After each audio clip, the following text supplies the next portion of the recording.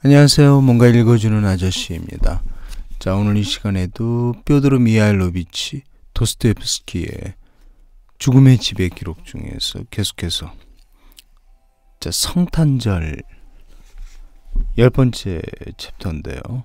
시작해 보도록 하겠습니다. 마침내 성탄절이 다가왔다. 성탄절 전야부터 죄수들은 거의 노역에 나가지 않았다. 재봉 공장과 작업장에는 나갔지만 나머지 사람들은 교대 장소에만 잠시 들렀을 뿐 어디론가 가야 할 곳이 정해져 있었음에도 불구하고 거의 모든 죄수들은 혼자서 아니면 여럿이서 곧바로 감옥으로 돌아왔으며 점심을 먹은 뒤에는 아무도 감옥 밖으로 나가려 하지 않았다.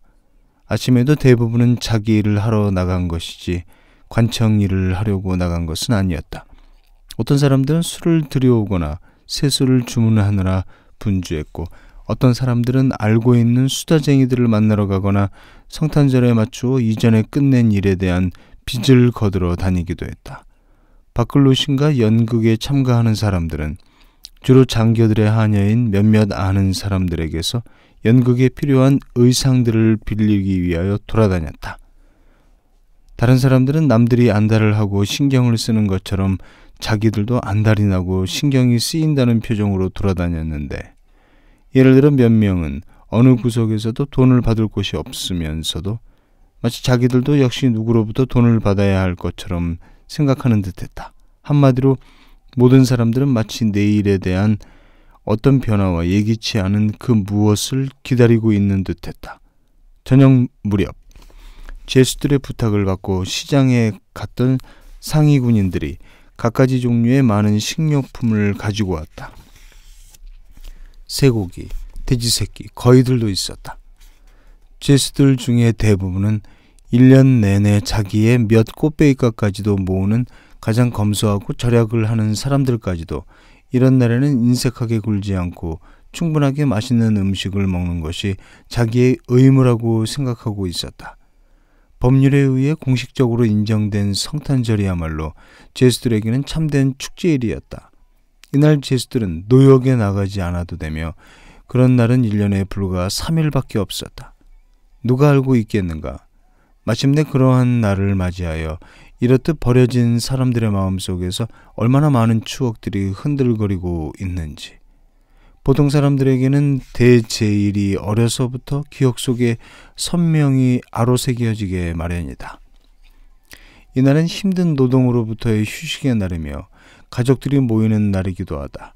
감옥에서는 괴로움과 슬픔 속에서 그런 날들을 회상할 수밖에 없다. 장엄한 날에 대한 존경심은 죄수들에게서 일종의 형식적인 것으로 변모하게 된다. 몇몇은 놀기에 바빴지만 그래도 대부분의 사람들은 아무런 일이 없어도 마치 무슨 일 때문에 바쁜 것처럼 심각해하기도 했다.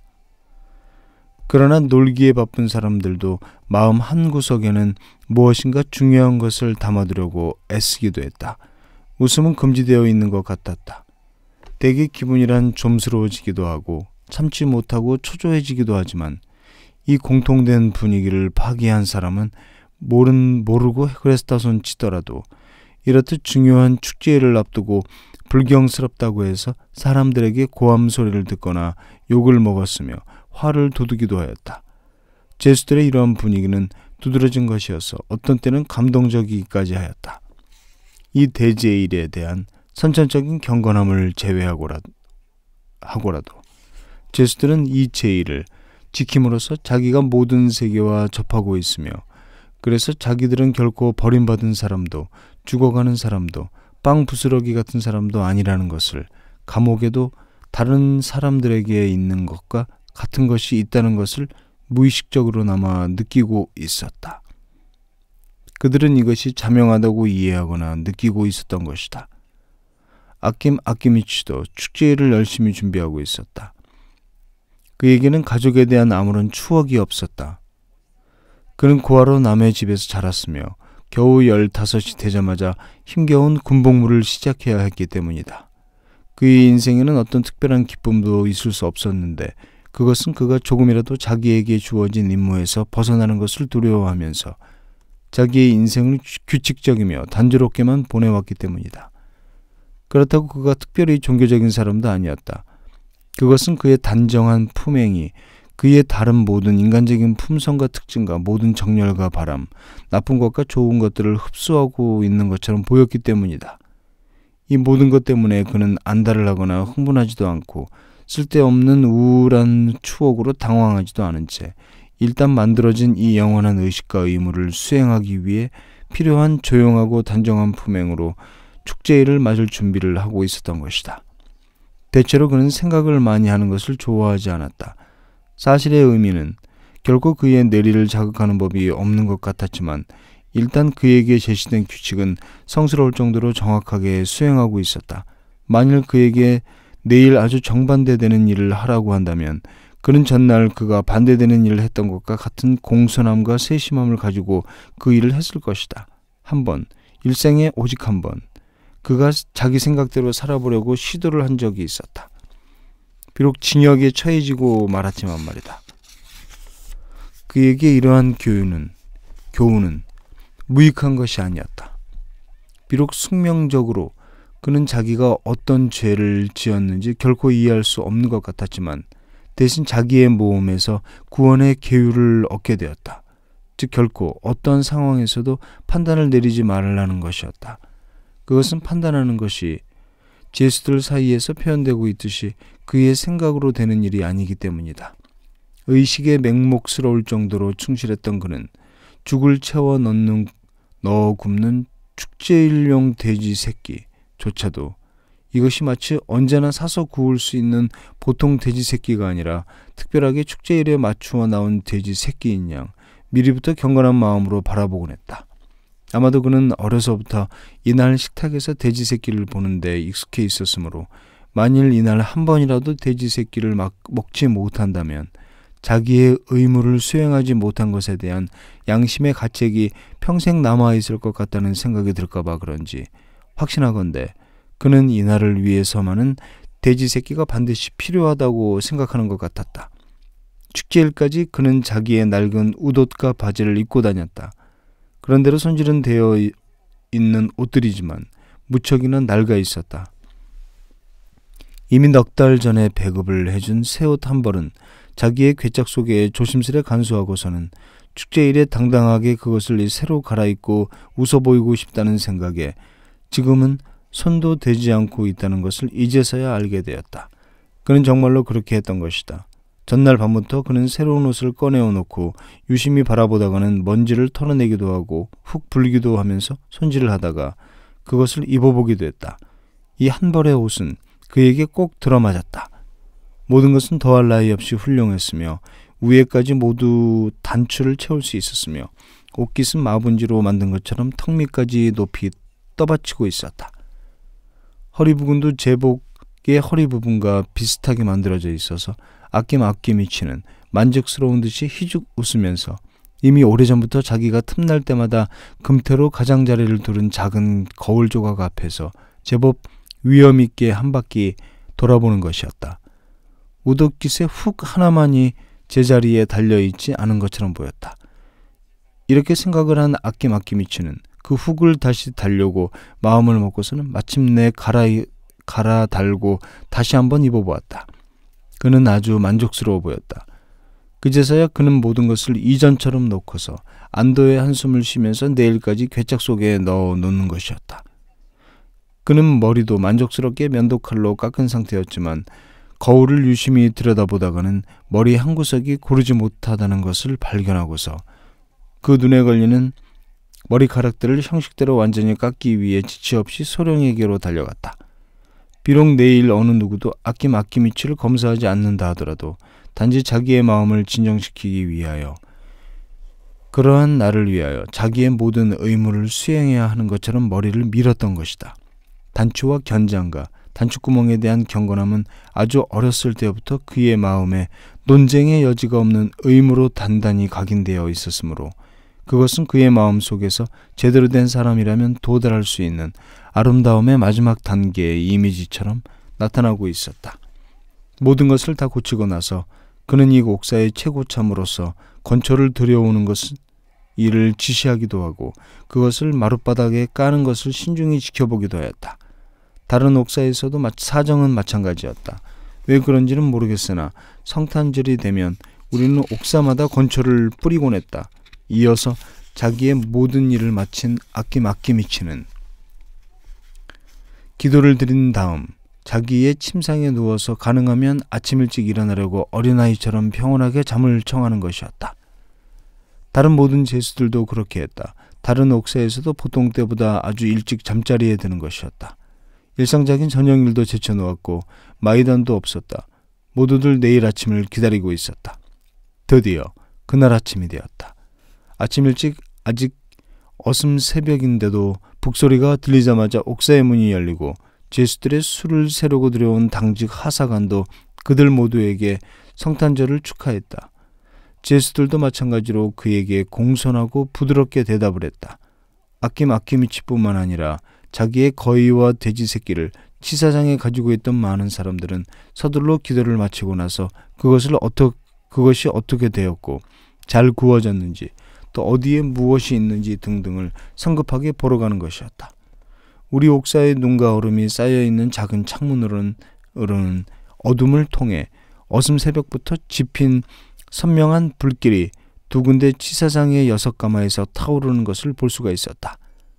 마당의 어둠을 따라 벌써부터 제수들이 바네트를 걸치고 거기에 팔을 끼기도 하고 또는 그냥 어깨에 걸쳐 있기도 한 채 돌아다니고 있었다. 이들은 모두 치사장으로 가는 사람들이었다. 그러나 몇몇 극소수는 이미 술장수에게로 가고 있었다. 그들은 가장 성급한 제수들이었다.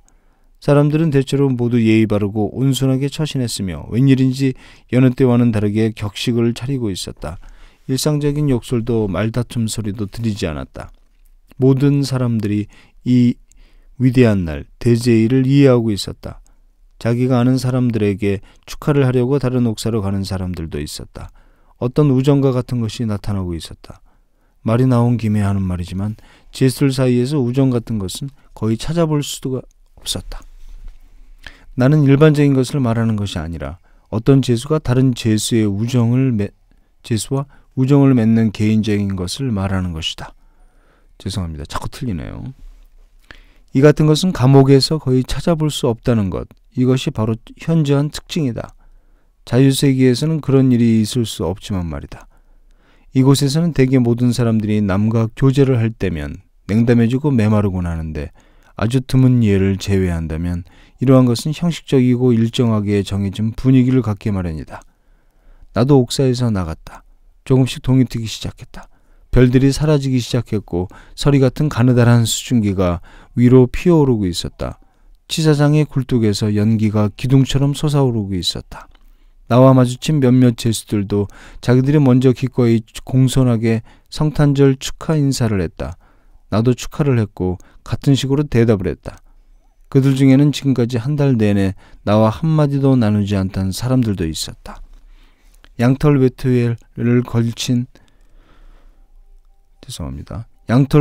외투를 어깨에 걸친 군인 옥사와 제수 한 명이 바로 치사장 옆에서 나를 따라잡았다. 그는 마당의 중간에서부터 나를 알아보고 내게 소리쳤다. 알렉산드로 페트로비치.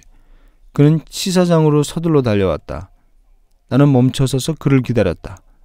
그는 눈짓으로만 표현을 할 뿐한 다른 모든 사람들과도 거의 말이 없던 둥근 얼굴의 젊은이였는데 나하고도 한 번도 말을 나눈 적이 없으며 내가 감옥에 들어온 이후에도 내게 주의조차 기울이지 않았던 사람이었다. 나는 그의 이름이 무엇인지조차 모르고 있었다. 그는 내 옆으로 헐떡이며 달려와서는 어딘지 모르게 둔해 보이지만 동시에 선량한 미소가 깃든 시선으로 나를 바라보았다. 무슨 일이죠? 나는 그가 내 앞에 서서 웃음을 보이며 말 한마디 없이 나를 뚫어져라 쳐다보는 것을 보고 적지 않게 놀라 그에게 물었다. 예, 성탄절이라서요. 이렇게 중얼거리고는 자기도 더 이상 할 말이 없다는 것을 알아서였는지 치사장으로 서둘러 가는 것이었다. 그런데 여기서 한 가지 말해둘 점은 그 이후에 내가 감옥에서 나올 때까지 나는 한 번도 그와 마주친 적도 없고 한 번도 말을 나눈 적이 없었다는 사실이다. 치사장에 뜨겁게 타오르고 있는 빼치카 주위에는 밀고 밀리는 대혼잡이 벌어지고 있었다. 모든 사람들이 자기의 재물을 지켜보고 있었고 요리사는 관급식을 준비하기 시작했는데 이날은 식사를 일찍 하기로 되어 있었기 때문이다. 그러나 아직 먹기 시작하는 사람은 없었다. 비록 먹고 싶었던 사람도 있었을 테지만 다른 사람들 앞에서는 체면을 지켰던 것이다. 사제를 기다렸다가 그의 의식이 끝나면 고기를 먹기로 되어 있었기 때문이다. 그 사이 아직 날이 다 밝지도 않았는데 벌써부터 감옥의 출입문 뒤에서는 요리사 하고 부르는 상등병의 고함 소리가 울려 퍼지고 있었다. 이 고함 소리는 1분마다 한 번씩 거의 2시간이나 계속되었다. 도시의 여러 곳에서 감옥으로 보내온 희사품을 받기 위하여 지사장에서 요리사를 불러냈기 때문이다. 상당한 양의 흰빵과 흑빵, 잼을 바른 과자, 튀긴 과자, 버터를 넣은 튀긴 과자, 팬케이크와 그 밖의 유제품 과자 등이 희사품으로 들어왔다. 생각해보니 도시 전체의 상인과 소시민 출신의 주부치고 대제일을 영어의 몸인 불행한 사람들과 함께 축하하기 위해 자기 집에서 만든 빵을 보내지 않은 사람은 한 명도 없는 것 같았다. 몇 가지 희사품은 아주 풍성했다. 예를 들어 우유를 넣고 고운 밀가루로 만든 빵 같은 것은 아주 많았다. 그러나 아주 초라한 희사품도 있었는데 그것은 보잘것없는 흰빵과 크림을 바른 2개의 검은색 과자였다. 가난한 사람이 마지막 남은 한 푼을 덜어 가난한 사람에게 보내는 선물인 것이다. 모든 희사품은 선물과 선물을 보낸 사람을 차별하지 않고 모두 다 같이 감사하는 마음으로 받았다. 희사품을 받는 죄수들은 모자를 벗고 인사를 했으며 성탄을 축하했을 뿐만 아니라 그것들을 치사장으로 옮겨 놓았다. 선물로 들어온 빵이 벌써 산더미처럼 쌓이자 각 옥사의 고참 죄수들을 불러와 그것들을 각 옥사마다 공평하게 분배했다. 아무런 말다툼도 욕설도 없었으며 일은 정직하고 공평하게 진행되었다. 우리 옥사에 들어온 것은 우리들에게 분배되었다. 아키미치와 다른 죄수 한 명이 이 일을 도맡았다. 자기들이 직접 나누고 손수 각자에게 분배했다. 조그마한 불평도 조그마한 시기심도 결코 없었다. 사람들은 모두 만족했으며 희사품을 숨기거나 혹은 공평하게 분배하지 않았다는 의심 같은 건 있을 수 없었다. 치사장에서 자기의 볼일을 마친 아키미치는 자기의 예복을 들고서 무척이나 정중하게 격식을 차려 옷을 입으며 단추 하나도 남김없이 모두 채우자 곧바로 진심 어린 기도를 드리기 시작했다. 그는 꽤 오랫동안 기도를 드렸다. 이미 많은 죄수들이 기도를 드리고 있었는데 그들은 대부분 나이가 든 사람들이었다. 젊은 사람들 중에는 기도를 드리는 사람이 그다지 많지 않았는데 그들은 성탄절인데도 일어나면서 그저 성호 정도나 그을 뿐이었다. 기도를 마치고 나자 아키미치는 내게로 가까이 다가와서 정중하게 성탄을 축하한다고 말했다. 나는 그에게 차를 대접했고 그는 나에게 돼지새끼 고기를 주었다. 얼마 있으니 빼트로프도 내게 달려와 축하 인사를 했다. 그는 벌써 술을 한잔한 모양인지 숨을 헐떡거리며 달려와서는 별로 말도 많이 하지 않고 뭔가 기다리고 있다는 표정으로 내 앞에서 잠시 서 있더니 곧 나를 떠나 치사장으로 달려가는 것이었다. 그 사이 군인 옥사에서는 사제를 맞이할 준비를 하고 있었다. 이 옥사는 다른 옥사와는 다르게 만들어져 있었다. 내부의 나무 침상이 다른 옥사들처럼 중앙에 있는 것이 아니라 양쪽 벽을 따라 이어져 있었으므로 이곳은 가운데에 아무것도 쌓아 올리지 않은 유일한 옥사였다. 아마도 이 방은 필요한 경우에 그 안에다 죄수들을 불러 모을 수 있게끔 만들어 놓은 것 같았다. 방 안 중앙에는 조그만 탁자를 놓고 그것을 깨끗한 수건으로 덮은 다음 그 위에 성상을 올려놓고 등불을 밝히고 있었다. 마침내 십자가와 성수를 든 사자가 도착했다. 성상 앞에서 기도를 드리고 성가를 부른 다음 사제는 죄수들 앞에 섰다. 그러자 죄수들은 모두가 진정으로 경건한 마음으로 십자가에 입을 맞추러 다가가기 시작했다. 그 다음 사제는 모든 옥사를 돌기 시작했으며 성수를 뿌리며 축성을 했다. 치사장에서 사제는 도시에서도 맛이 좋기로 이름난 우리 감옥의 빵을 칭찬했으므로 죄수들은 그 자리에서 즉시 사제에게 갖고 오낸 2개의 신선한 빵을 드리고 싶다고 했다. 빵을 보내기 위해 곧 상위 군인 한 명에게 부탁을 했다.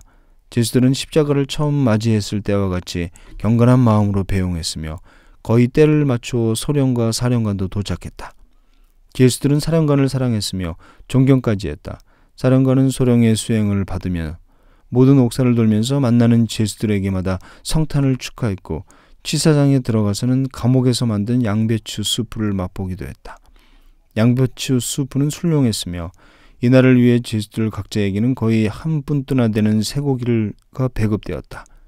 이 밖에도 스스로 만든 죽이 준비되었으며 버터도 충분히 지급되었다. 사령관을 전송하고 나자 소령은 식사를 하도록 했다. 죄수들은 가급적 그와 눈을 마주치려 하지 않았다. 우리들 중 어느 누구도 그의 안경 밑에서 지금도 좌우를 살피면서 무질서가 없나, 어느 누가 잘못을 저지르지 않나 하고 휘둘러 보는 그의 사악한 시선을 좋아하지 않았다. 식사를 하기 시작했다. 아낌아낌이치의 돼지고기는 정말로 훌륭하게 구워져 있었다. 그러나 어떻게 그런 일이 일어났는지 나로서는 설명할 길이 없지만 소령이 나가자마자 채 5분도 안 돼서 보통 때와는 다르게 술에 취한 사람들이 많아졌다. 바로 5분 전만 해도 모든 사람들은 거의 말짱한 상태였는데 말이다. 얼굴이 벌겋게 달아오는 사람들이 많아졌고 발랄라이카도 등장했다. 바이올린을 가지고 있는 폴란드 사람은 어느새 술 취한 사람에게 하루 종일 고용되어 그의 뒤를 따라다니며 유쾌한 춤곡을 켜기도 했다. 대화는 점점 취기를 더해갔고 시끄러워지기 시작했다. 그러나 별다른 큰 소동이 없이 식사를 마쳤다. 모두들 포식을 했다. 노인들과 나이가 지긋한 사람들은 대부분 곧바로 잠을 자러 갔다. 아키마키미치도 그런 사람이었는데 이러한 대제일에는 식사를 마치자마자 곧바로 한잠 자야 한다고 생각하는 듯했다. 스타로 두보르스키의 구교도 노인 한 명은 잠시 선잠을 자다가 벽난로 위로 기어 올라가 책을 펼쳐놓고 밤늦도록 거의 쉬지 않고 기도를 올렸다. 그는 제수들의 공통적인 술정인 이 추태를 쳐다보기가 힘들었던 것이다. 체르케스 사람들은 보통 층계에 앉아 호기심 반, 경멸 반의 시선으로 술 취한 사람들을 바라보고 있었다. 나는 누라를 만났다. 야만. 그는 사람들이 신을 공경하지 않은 데 대한 분노로 고개를 흔들면서 내게 말했다. 우 야만, 알라신께 노하시겠다. 이사이 뽀미치는 고집스럽고 거만한 표정으로 자기 자리에서 촛불을 밝힌 채 축제일 같은 것은 안중에도 없다는 듯이 일을 하기 시작했다. 한쪽 구석에서는 마이단판이 벌어지고 있었다. 그들은 상위 군인은 겁내지 않았지만 되도록이면 모른 척 해주려고 하는 하사관을 대비해서는 파수를 세워뒀다. 당직 장교는 이날만은 3번이나 감옥을 들여다보았다. 그러나 그가 나타났을 때 제수들은 이미 술 취한 사람들을 숨겨놓았고 마이단도 치워버렸으므로 그 자신도 작은 소란에 대해서는 눈 감아주려고 마음먹은 것 같았다. 이날만큼은 술에 취한 사람은 작은 소란으로 간주되고 있었다. 점차로 사람들이 내키는 대로 행동을 하기 시작했다. 말싸움도 시작되었다. 그러나 대부분은 술에 취하지 않은 상태였으므로 이들이 술 취한 사람들을 보살펴 주었다. 반면에 술에 절은 사람들은 한없이 술을 마셔야 됐다. 가진도 의기양양했다. 그는 그때까지 감옥 바깥의 눈 속의 어딘가에 은밀한 장소에 보관해 두었던 술을 침상에 자기 자리 밑에 감춰놓고 거드름을 피우고 있었으며 자기한테 구매자들이 찾아오는 것을 보며 능청맞은 웃음을 짓고 있었다. 그 자신은 정신이 아주 말짱했으며 한 방울의 술도 입에 대지 않고 있었다. 그는 먼저 죄수들의 주머니에서 돈을 다 긁어 모은 다음 성탄절의 끝부분에 가서야 한바탕 놀아볼 심산이었다. 옥사마다 노랫소리가 울려 퍼지고 있었다. 그러나 취기는 이미 이성을 잃을 만큼 중독되어 있었으므로 노래는 머지않아 곧 눈물로 바뀌고 말았다. 많은 사람들이 양털 외투를 어깨에 걸치고 자기의 발랄라이카를 가지고 다니면서 씩씩한 모습으로 줄을 튕겨대었다. 특별실에는 8명으로 구성된 합창단이 있었다. 그들은 발랄라이카와 기타 반주에 맞추어 구성지게 노래를 불렀다. 민요는 그다지 많이 부르지 않았는데 나는 그들이 씩씩하게 불러댄 노래 하나를 기억하고 있다. 젊은 처녀인 나는 어제 주연에 있었어요. 여기서 나는 이전에 들어보지 못한 이 노래의 새로운 변주를 들었다.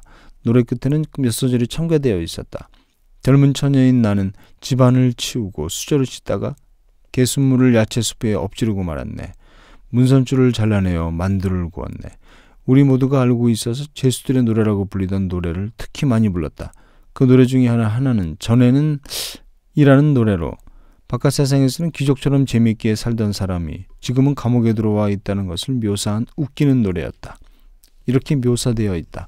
전에는 크림과 샴페인을 섞어 조리하던 그가 지금은 내게 양배추와 물만 주어도 나는 걸신 들린 듯이 먹어치우네. 또 다음과 같은 노래도 유행하고 있었다. 전에 나는 쾌활한 젊은이였네. 돈도 꽤나 있었지. 이제 돈은 다 날려버리고 감옥에 처박히고 말았네. 이런 노래들이었다. 하지만 감옥에서는 까삐딸이라고 발음하지 않고 꽃빛지라는 단어에서 파생시켜 꽃빛딸이라고 발음했다. 이 노래 역시 슬픈 곡조였다. 다른 하나는 순전히 감옥에서만 불리는 노래로 제법 알려져 있는 것 같았다. 창공에 빛이 비치고 새벽 북소리가 울려 퍼지면 고참이 문을 열고 서기가 점호를 하러 온다.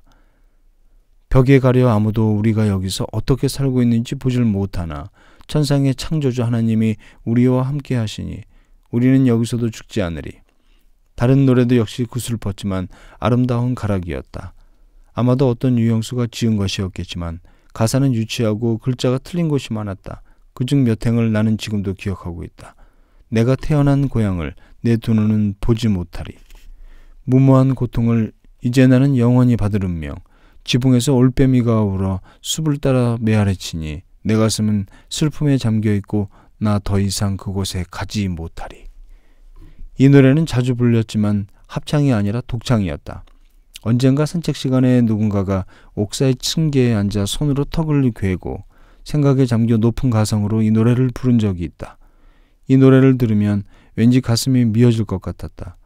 우리들 중에도 목청이 좋은 죄수들이 있었던 것이다. 그 사이 벌써 저녁 어스름이 깔리기 시작했다. 슬픔과 우수와 악취가 치기와 방탕 사이에 뒤섞여 어렴풋이 나타나고 있었다. 1시간 전만 해도 웃고 있던 사람이 끝을 볼 듯 술을 마시고 나서는 어딘가에서 흐느끼고 있었다. 어떤 사람은 벌써 2번이나 싸움을 벌이기도 했다. 또 어떤 사람은 얼굴이 하얗게 질려서 간신히 2발로 버티고 서서는 옥사마다 비틀거리며 돌아다니다가 싸움을 걸기도 하였다. 술기운이 올라도 시비를 걸지 않은 사람들은 친구들 앞에서 자기의 감정을 토로하고 치기의 슬픔을 털어놓으려고 쓸데없이 친구들을 찾아다녔다. 이 불쌍한 사람들은 모두가 다 즐거운 마음으로 이 대제일을 보내고 싶었던 것이다. 그러나 맙소사. 그러한 사람들에게 이날은 슬프고 힘겨운 날이 아닌가. 모든 사람들은 결국 이날을 마치 어떤 희망에 속아서 보낸 것과 다름없었다. 페트로프는 벌써 2번이나 나에게 달려왔다.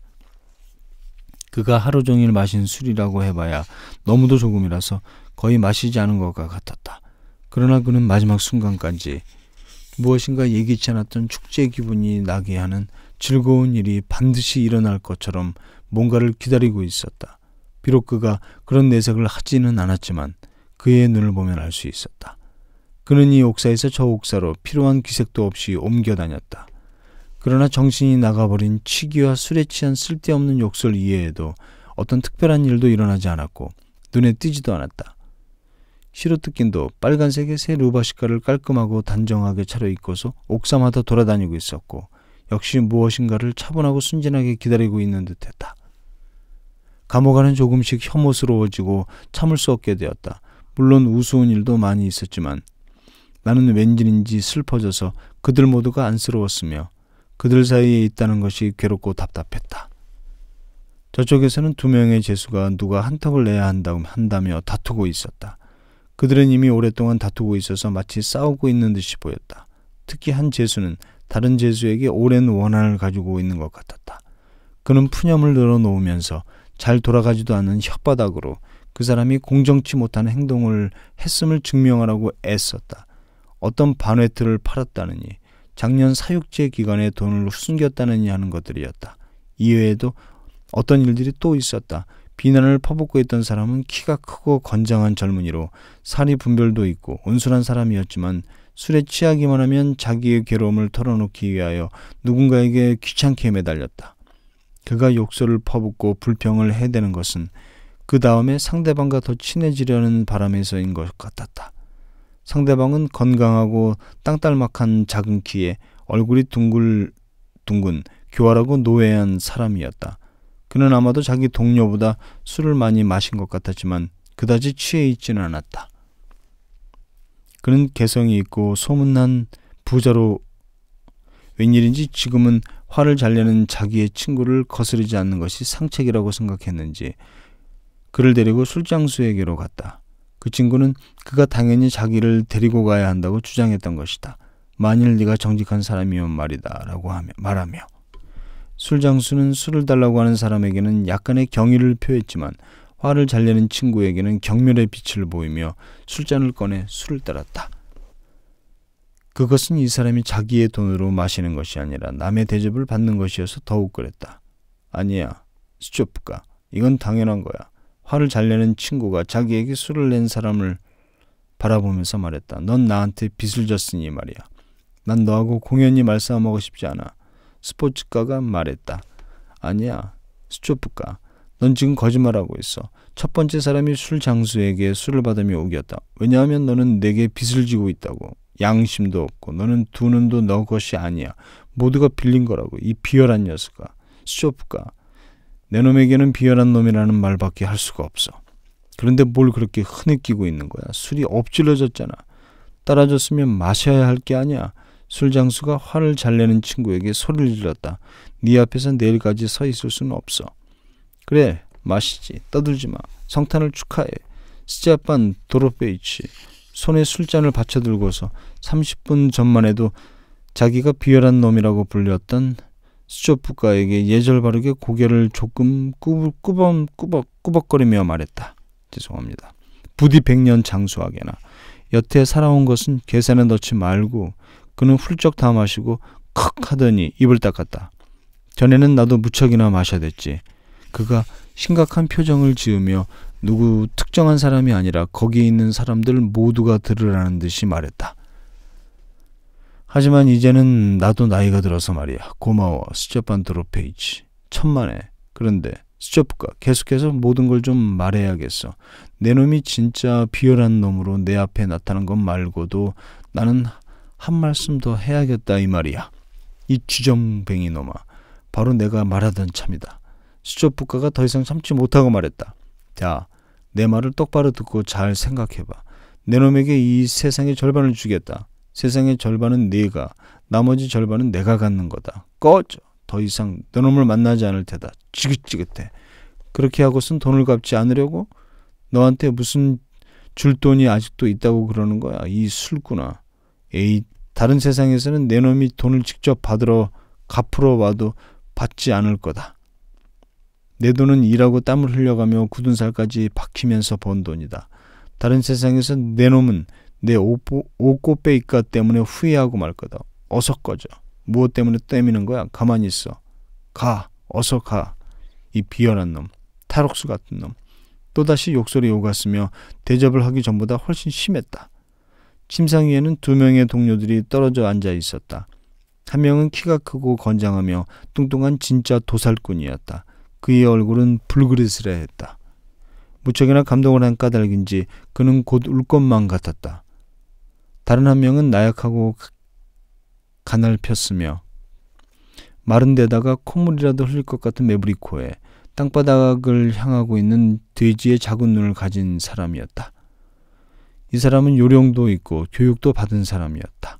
한때 그는 서기를 보고 있었다는데 자기의 친구를 조금 깔보듯이 대하고 있었는지 그 친구는 내심 무척이나 불쾌했던 모양이다. 그들은 하루 종일 서로 같이 술을 마셨다. 그는 감히 내게 해붙이더라고. 뚱뚱한 친구가 서기를 붙들고 있던 왼손으로 그의 머리를 심하게 흔들며 소리쳤다. 해붙였다는 말은 때렸다는 말이다.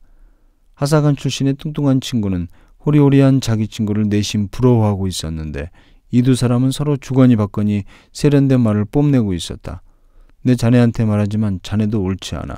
독단적으로 보이는 서기가 그에게는 눈길조차 주지 않은 채 거만하게 땅만 바라보며 말을 하기 시작했다.